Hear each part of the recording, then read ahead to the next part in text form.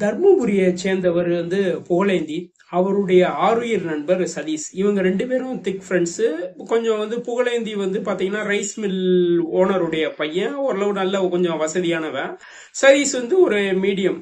So இவங்க ரெண்டு பேத்துக்குள்ள ஒரு நல்ல நட்பு, நல்ல ஃப்ரெண்ட்ஸ். எங்கேயுமே ஒரே இடத்துக்கு தான் போறவங்க. இவங்க என்னன்னா, ரெண்டு பேரும் இப்படிதான் இவங்களுடைய நாட்கள் நகர்ந்துகிட்டு இருக்கு. பிப்ரவரி 4ஆம் தேதி புகழேந்தி தன்னுடைய ரைஸ் மில்ல காலையில தூக்கு போட்டு தற்கொலை பண்ணிக்கிட்டாரு. ஸோ எல்லாருக்குமே, அந்த ஊர்ல இருக்கவங்க எல்லாத்துக்குமே அதிர்ச்சி. புகழேந்திக்கு குழந்தை பிறந்து 3 மாசம் தான் ஆகுது.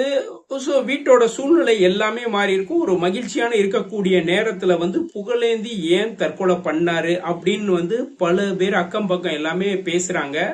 ஒரு ஸ்டேஜ்ல சில விஷயங்கள் வெளியில வருது. இந்த பிரச்சனைக்கு தற்கொலைக்கு காரணம் போலீசார் தான் காரணம்னு சொல்லி போராட்டம் பண்றாங்க. சோ போலீஸ் இது சம்பந்தமான விசாரணையை ஆரம்பிக்கிறாங்க. விஷயங்கள் ப்ராசஸ் படி எல்லாமே நடக்க ஆரம்பிக்குது. சோ இதுக்கிடையில போலீஸோடைய விசாரணை நடக்கிறப்ப என்னன்னா, நிறைய ட்விஸ்ட் இருக்கு. அவங்களுக்கு என்னன்னா, அதிர்ச்சி மேல அதிர்ச்சி காத்திருக்கு. சோ இந்த புகழேந்தியோட ஆருயிர் நண்பர் சதீஷ இமிடியேட்டா அரெஸ்ட் பண்றாங்க. சோ அரெஸ்ட் பண்ணி அவரை விசாரணை செய்யறப்பதான் என்னன்னா, பல உண்மைகள் வெளிவருது.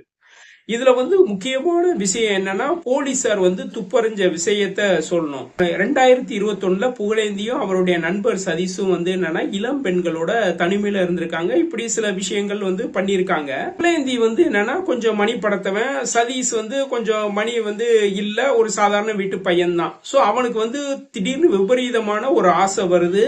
புகழேந்திட்ட இருந்து மணியை கறக்கணும்னு யோசிக்கிறான். இப்படி இளம் பெண்களோட புகழேந்தி இருக்கிறத மறைஞ்சு ஒளிச்சு வச்சு வீடியோ எடுக்கிறான். வீடியோ எடுத்துட்டு என்னன்னா, இவன் ஒரு ஸ்டேஜ்ல அமைதி காக்குறான். எப்ப பண்ணலாம், எப்ப பண்ணக்கூடாதுன்றது யோசிக்கிறான். சோ இப்படி என்னன்னா, அவனுடைய இதையும் வீடியோ எடுத்து வைக்கிறான். ஏன்னா சில காரணங்கள், அதாவது தப்பிக்கக்கூடிய காரணங்கள்லாம் யோசிச்சு வைக்கிறான். சோ இதுக்கிடையில ஒரு ஸ்டேஜ்ல புகழேந்திக்கு கல்யாணம் நடக்குது. சந்தோஷமா போகுது. இதுக்கிடையில இப்படியே போயிட்டு இருக்கு. குழந்தை பிறக்குது. திடீர்னு ஒரு ஸ்டேஜ்ல வீட்டுல நகைகள் எல்லாமே காணா, பணம் காணா போகுது. என்ன ஏதுன்னு பிரச்சனை வருது. துருவி துருவி விசாரிக்கிறாங்க. புகழேந்தி மேலதான் டவுட் வருது. சோ புகழேந்தி ஒரு ஸ்டேஜ்ல இந்த விஷயத்த சொல்ல முடியாம தடுமாறுறான். ஒரு ஸ்டேஜ்ல அதை தன்னுடைய பெற்றோர்கிட்ட சொல்றான். சோ தன்னுடைய பெற்றோர்கிட்ட சொல்றான். அதாவது தானும் நண்பன் சதீஷும் இளம் பெண்களோட இருக்கிறப்ப அதை வீடியோ எடுத்து போலீஸ் என்ன மிரட்டுது. நான் தான் வீட்டுல இருந்து ஒரு 12 லட்சம், அதாவது நகைகளை என்னன்னா அடகு கடையில வச்சு 12 லட்சம் தேத்தி கொடுத்திருக்கான். இதை தவிர மணியும் சேர்த்து கொடுத்திருக்கான்.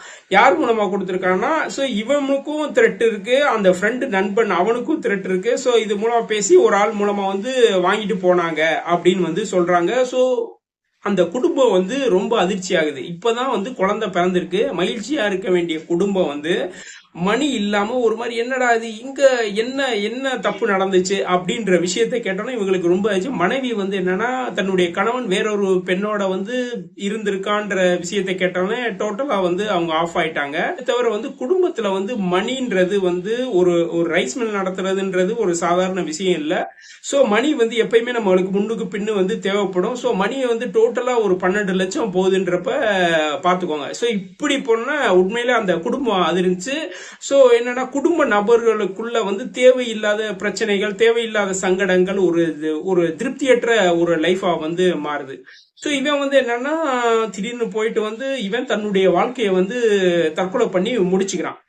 சோ இந்த முடிச்சோடனே என்னன்னா, அக்கம் பக்கத்துல பேசுறாங்க. இப்பதான் குழந்தை பிறந்திருக்கு, அதுக்குள்ள இவனுக்கு என்ன பிரச்சனை வந்திருக்குன்னு சொல்லி அக்கம் பக்கத்துல பேசுறப்ப சில விஷயங்கள், சொந்தக்காரங்களை என்ன விஷயம், என்ன இது எதா கேக்குறப்ப இந்த விஷயங்கள் அரசல் புரசா வருது. இந்த பிரச்சனைக்கு காரணம் போலீஸ் அப்படின்றப்ப தெருவுல இறங்கி போராட்டம் பண்றாங்க. சோ போராட்டம் பண்றப்ப ஆட்டோமேட்டிக்கா போலீஸ் அது தொடர்பான விசாரணை ஆரம்பிக்கிறப்ப இவனுக்கு என்னன்னா, போலீஸ் தான் இதை பேமெண்ட் வாங்கியிருக்காங்க. அந்த நம்பரை ட்ரேஸ் பண்ணி போறப்ப அந்த நம்பர் காட்டுற அந்த இடம் சதீஷோட வீடா இருக்கு. சோ சதீஷ் என்னன்னா, இவன் தன்னுடைய நண்பனை பேமெண்ட் கறக்கிறதுக்காக இவன் இன்னொரு சிம் கார்டு வாங்கி என்னன்னா, அந்த வீடியோ, அவனுக்கான வீடியோ அவனுக்கு அனுப்பிச்சு, இவனுக்கான வீடியோ அமைச்சிட்டு மிரட்டுற மாதிரியே ரெண்டு பேத்துக்கும் மெசேஜ் பண்ணி பணம் வாங்குறதுக்கு ஒருத்தனை செட் பண்ணிட்டு எல்லாமே பண்ணிருக்காங்க. இவனும் என்னன்னா பேமெண்ட்டை வந்து கொஞ்சம் கொஞ்சமா கொடுத்துருக்கான். ஒரு ஸ்டேஜ்ல வந்து என்னன்னா அவனை மிரட்டி வந்து பணம் வாங்குறதுக்கு இவன் என்னென்ன யூஸ் பண்ண முடியுமோ எல்லா விஷயத்திலும் யூஸ் பண்ணா வீட்டுக்கு சொல்லிடுவேன் எல்லாம் தெரிஞ்சிடும்ன்றப்ப ஒரு ஸ்டேஜ்ல வந்து இவன் வந்து என்ன செய்யணும் எல்லாமே கொடுத்து வீட்டுக்கும் லாஸ்ட் ஒரு ஸ்டேஜ்ல தெரிஞ்சு தன்னுடைய உயிரை மாற்றிக்கிட்டான். ஸோ இவன் என்னன்னா வந்து பாத்தீங்கன்னா இந்த கேம்லாம் விளையாடுறவன். ஸோ அப்போ வந்து என்னன்னா கொஞ்சம் கொஞ்சம் அவனைய போட்டு இருக்கிற எல்லாத்தையும் முடிச்சுட்டு திருப்பி அவன்கிட்ட இருந்து போய் வாங்குறப்ப வந்து இந்த பிரச்சனை வந்து ஒரு பூதகரமா போய் லாஸ்ட் வந்து என்னன்னா அவன் வந்து இறந்து போறான். இவன் வந்து ஜெயில வந்து அடைச்சிருக்காங்க. இந்த இதுக்கிடையில போலீஸ் ஒரு நாடகமாயி பேமெண்ட் வாங்கிட்டு ஸோ இதுக்கடுத்து விசாரணை வந்து நடைபெற போகுது.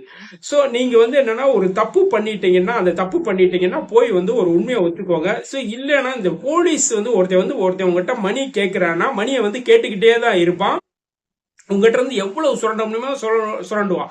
ஸோ இதுதான் இருக்கு. நீங்க நேரடியா போய் உங்க பக்கத்துல இருக்க போலீஸ் சார் இந்த மாதிரி பிரச்சனை சார் இந்த மாதிரி விஷயம் சார் அப்படின்னு வந்து நீங்க நேரடியா சொல்லிருங்க. அதாவது நீங்க ஒரு தப்பே பண்ணிட்டீங்கனாலும் உங்களுக்கு என்னன்னா அந்த தப்புக்கான பிரச்சனையை எதுன்னு சொல்லிட்டு உங்களுடைய உயிரை மாய்ச்சிறதுன்றது ரொம்ப முட்டாள்தனமான விஷயம்.